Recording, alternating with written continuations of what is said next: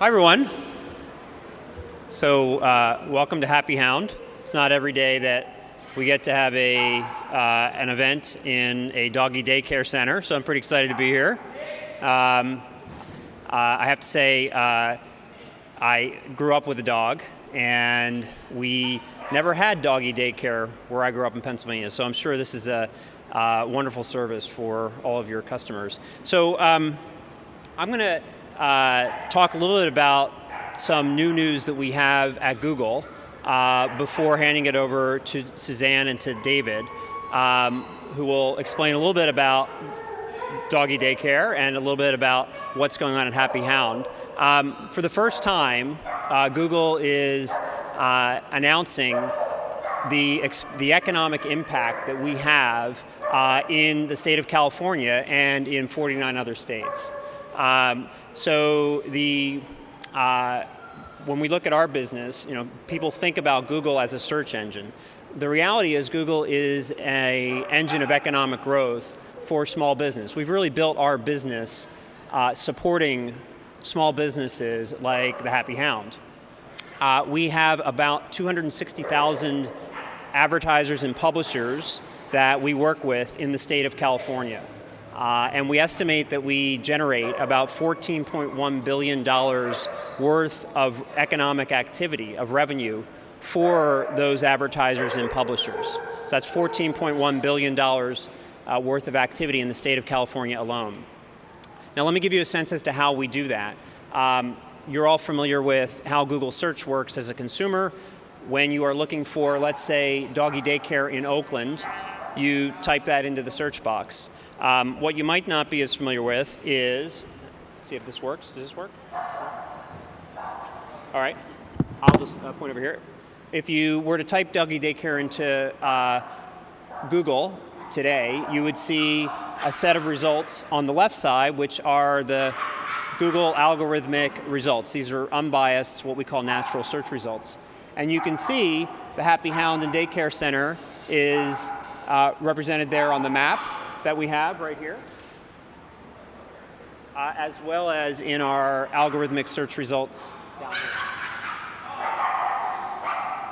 Okay. Hello? So those are unpaid natural search listings, and every time a consumer were to click on either of these links, they would go off to the Happy Hound's website where they could express an indication of interest, find a phone number, and register for doggy daycare services. But in addition, we have our sponsored links, our paid advertising, which is how Google makes money, and also how the Happy Hound can control exactly what message they want to give to consumers. So every day we have millions of people searching on Google. Believe it or not, there are hundreds of thousands of searches for pet care every day in the United States, and some people, in the Oakland area may be typing in doggy daycare, and they will find the Happy Hound that way. So through these links, we drive traffic and people to the Happy Hound site, and that's how ultimately Suzanne and the Happy Hound can generate business, and she's going to talk a little bit about that. In addition, Google provides its advertising to publishers who can share in the revenue from Google advertising. So through a program that we call AdSense, we share advertising revenue that might be on the pages of a blog or the pages of a news site.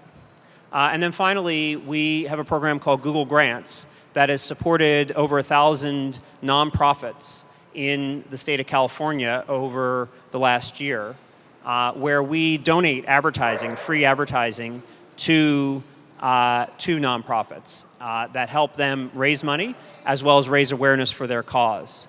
And we estimate the value of that free advertising is something on the order of $24 million. So when we add the economic impact from the traffic that we're driving to our advertiser sites and from the revenue that comes from that traffic for the likes of the Happy Hound, we come up with a number of about $14.1 billion in economic activity in the state of California. And that doesn't include all of the free applications that we might offer. That number doesn't include the impact of the 9,000 or so employees in the state of California. So that's what we wanted to talk about today. Let me hand it over to Suzanne, who's going to talk about a little bit more about her experience at the Happy Hound and how she's worked with Google to build her business over the last 6 years. Thanks.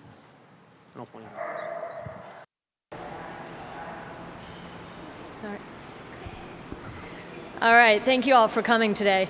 When I started Happy Hound 6.5 years ago, I walked into my warehouse and it was empty. And I realized that I needed to do something to get the dogs in. So on my computer, I found Google AdWords. And I'm by no means a techie person whatsoever, but Google AdWords was easy enough to walk me through to write a campaign to start advertising my business. Within 12 months of advertising, I did need to expand my business because I had more dogs requesting entrance into Happy Hound than I had space. Within 2 years, I had a waiting list for doggies wanting to get into Happy Hound. On an average, I assess or talk to 5 to 15 new clients every week wanting services from Happy Hound. Of all those clients coming in, I do ask them how have they heard about Happy Hound. And on an average, about 70% of them say that they've heard of Happy Hound through Google and Google AdWords. My business primarily was built on doggy daycare and boarding. What doggy daycare is when dogs come in for the day, spend the day with us, and go home at the end of the day. Boarding, they check in for boarding, be it one night or weeks on end. So last year, I realized that I wanted to expand my business and expand my revenue with Happy Hound. So I started thinking of ways in which to do that. I decided to roll out what's called Board and Train. What Board and Train is doggies that come in anywhere between 4 days and 2 to 3 weeks for basic training etiquette as well as rehabilitation. So when I decided to do this in February of this year, I again was in a dilemma of how was I going to market this business, this additional business. So I went on Google AdWords and I put together a marketing campaign for my Board and Train. Present day, as of now, we are at capacity with our Board and Train dogs. So I'm very excited about that. With all that being said, my employee consistency has stayed the same, meaning I have not had to do any cutbacks during this economic challenging time because my client base has stayed consistent. Not only that, but I've added employees because of the additional demand with our Board and Train. When I opened Happy Hound, one of the things I've always envisioned was to add a second and third Happy Hound. That is now starting to take place, and as of next year, 2011, Happy Hound will be expanding and we will have a Happy Hound number 2. And I can say this with confidence, and I feel very good about this, that AdWords, Google AdWords, will help me fill Happy Hound number 2 just like it did Happy Hound Oakland. So I want to thank Google for giving me this opportunity and for having us participate in today's event, and all of you guys for coming today as well. So thank you.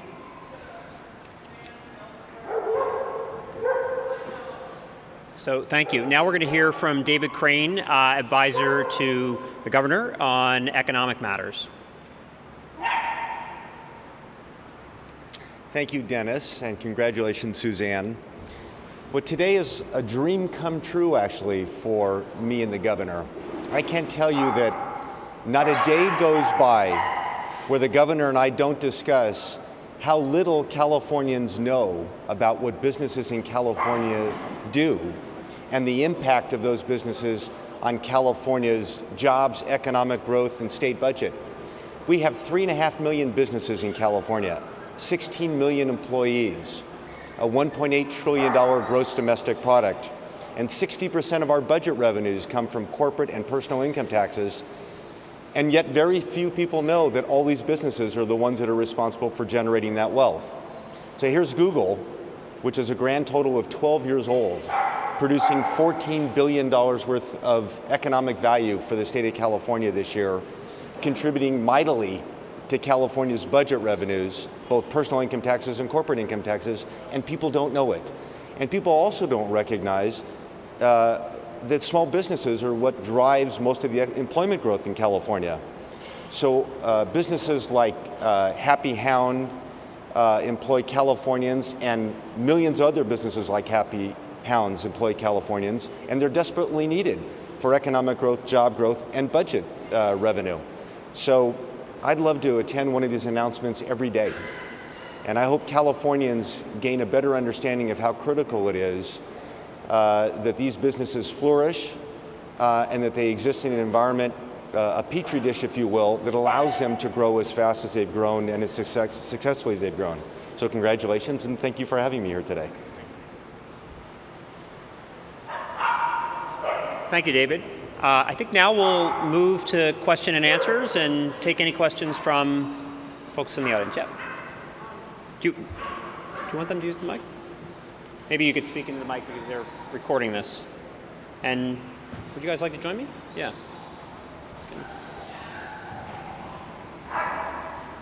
James Temple with the San Francisco Chronicle. Not to play the cynical journalist, but is it fair to say that Google is generating 14 billion of economic activity, or is it merely facilitating the economic activity? I mean, presumably, even if Google wasn't around, customers would be finding businesses through other means, through Yahoo, through the Yellow Pages, etc. So I'm just curious about your thoughts on that. So I guess my view, and I'll ask Suzanne to comment as well.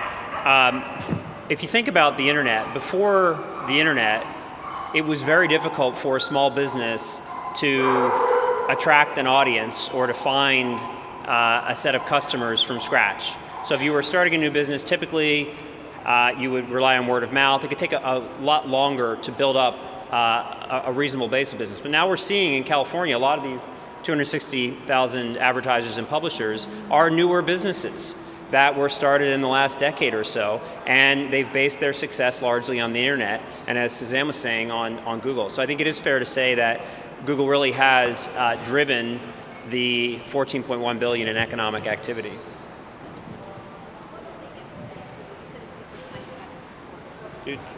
So the question was what? Yeah, the question was what was the impetus? So I think from our standpoint, as David was saying, a lot of people don't understand.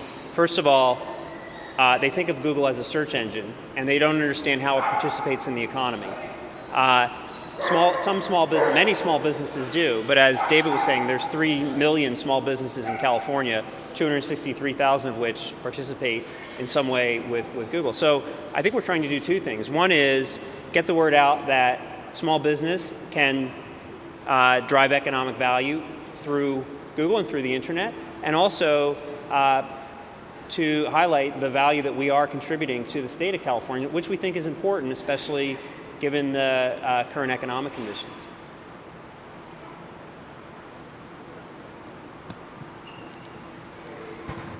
Hi, Greg Sterling, Search Engine Land. Two questions for Suzanne.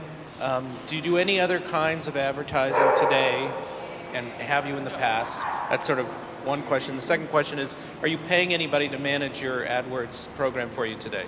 I am doing additional advertising. And what that consists of is I go out to vet offices, pet stores with my brochures. So we're doing the old-fashioned, if you will, kind of advertising. When I first started, I did do a variety of other types of advertising in magazines, pet-related magazines, what have you. It was expensive, and I really didn't get any value out of it. So I did kind of focus in on Google AdWords because it got me the best bang for the buck, so to speak. And I'm sorry, your second question? Your AdWords account. Okay, when I first started with Google AdWords, I was doing all of my own managing of the account. When I rolled out my board and train, because I am busy and I am assessing a lot of clients, I did hire an advertising agency to manage my Google AdWords. Hi, Tom Krazit with CNET.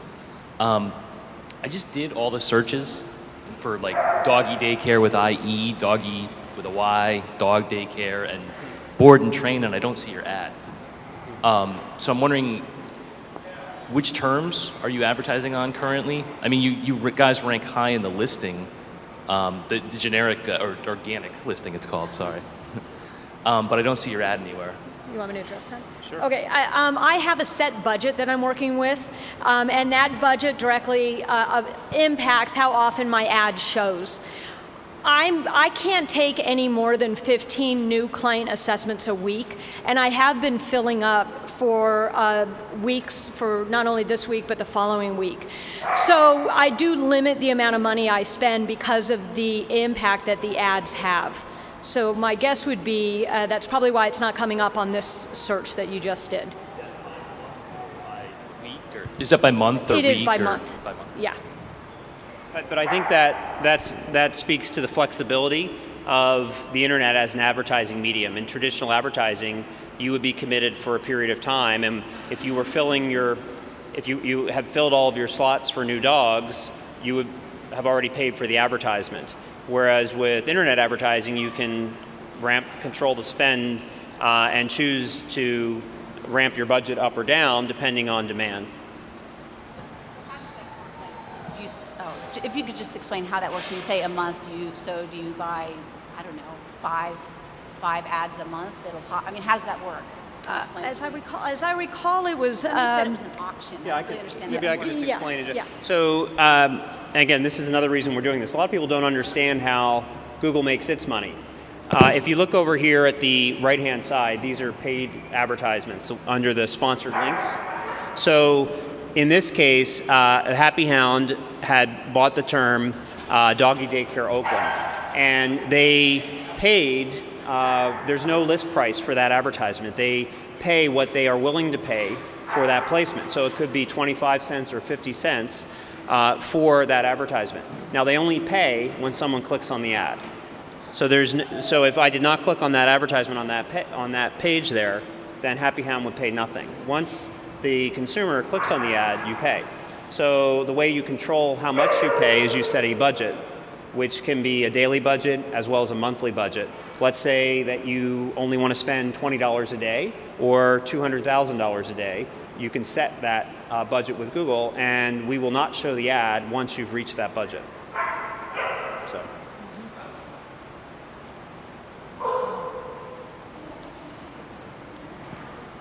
Keeping you busy. How many employees do you have here? I have 33 employees. Okay. And that's, have you grown very quickly? Have you been, because you mentioned you hadn't cut anybody during the last couple of years, but I wasn't sure if that meant you stayed flat or. You know, we did take a little bit of a hit when the economy took a major dive, but I didn't have to lay anybody off. So I'd say we stayed pretty steady, but that's one of the reasons why I wanted to roll out the additional board and train division. And with that, that brought in more dogs and also had me hire more people because of the demand with the board and train.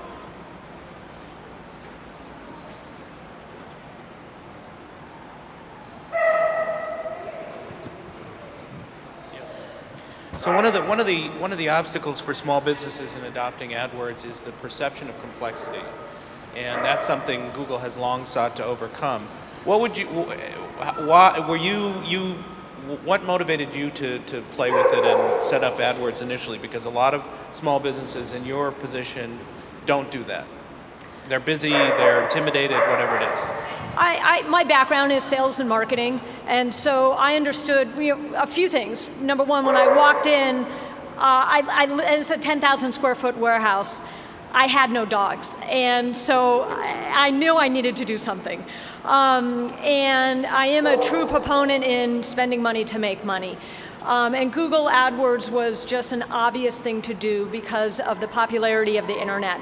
And it allowed me, in fact, when I initially rolled out Google AdWords, I was pulling in clients as far away as Sacramento and San Jose. So I needed to target in on my geographic area just to be more focused in. So I never had the technology fear, if you will, on investing in advertising. And again, it was really easy. When I found it on the internet and I started exploring Google AdWords as an option, it was very easy for me to get in there and set up an ad and post it and figure out what my budget was going to be. So it was a very easy process for me. Has been, and can you tell us what your budget is, or what it has been, and what it's changed to? Sure. Initially, I spent thousands of dollars a month to ramp up my business. And I would say, was it a moneymaker right away? Not necessarily, but it did pay for itself. I'd say within the year, it was a very positive return on investment for me. Currently, I'm spending $400 a month on Google AdWords, and the return on investment with not only new clients for daycare and boarding, but my board and train is absolutely phenomenal. It's just amazing. So the $400 a month versus what's coming in on revenue is an easy option for my small business. So do you see any need to, or not need, but do you see any, you've established your reputation, your brand, so to speak. Are you going to pull down AdWords at any point, or are you going to continue with AdWords, given that you've got a high organic ranking and good reviews and all of that? What's the relationship in your mind of the two? I intend to continue with AdWords only because now we're going to be building out a second Happy Hound. So I want to, as many clients as I can to get the word out about Happy Hound. It's just going to benefit Happy Hound too. So I intend to keep using it at this point. What's the difference in the clicks to your site and the conversions that you get off of that for your organic result versus your ad? Do you know the answer to that question? So are you asking her specifically about her business, or? Yeah, just with you specifically. Like how much more do you see? How much traffic do you see coming in through the regular search result, and then the economic activity that takes place off of that, as opposed to because you can track this, right? You can see who's coming from the regular search result and who's coming from the ad. So I was wondering how that broke down. Yeah, that's in Google Analytics, correct? Yeah. So you could see that in Google Analytics in general, and this is data that's in the publication. For every click on an advertisement, we tend to see about 5 clicks that are coming through the unpaid organic listings. So that gives you some sense as to what the source of leads could be for a small business, but that's a very general figure. Does that ratio apply to you? I would assume so. I could run a report to pull that information if you were interested in seeing that. Do you pay attention to Google Analytics? Are you tracking all this stuff? I mean, you said, interestingly, that you asked people where they came from, which is a common tactic to see the effectiveness of advertising. Did you early on look at your analytics or your data and analyze that and factor that into your, iterating your ad copy and so on? And do you, that's part A. Part B is, do you pay any attention to that now that you have an agency? Yeah, I did a lot in the beginning, again, because I was building my business. So what I was getting from the money I was spending was really an important part of managing a new small business, if you will. At some point, I got so busy that truly all I was doing was managing not only my staff, the dogs, but the new clients coming through the door. Now I have my advertising agency managing that for me. So they're sending reports in as to the analytic part of it, if you will. Mm-hmm. Okay, well, again, I just wanted to thank everybody for coming, and thanks for your questions. Thank you, David. Thank you, Suzanne. And I think we have time now just get some food, maybe hang out with the dogs. So thanks again.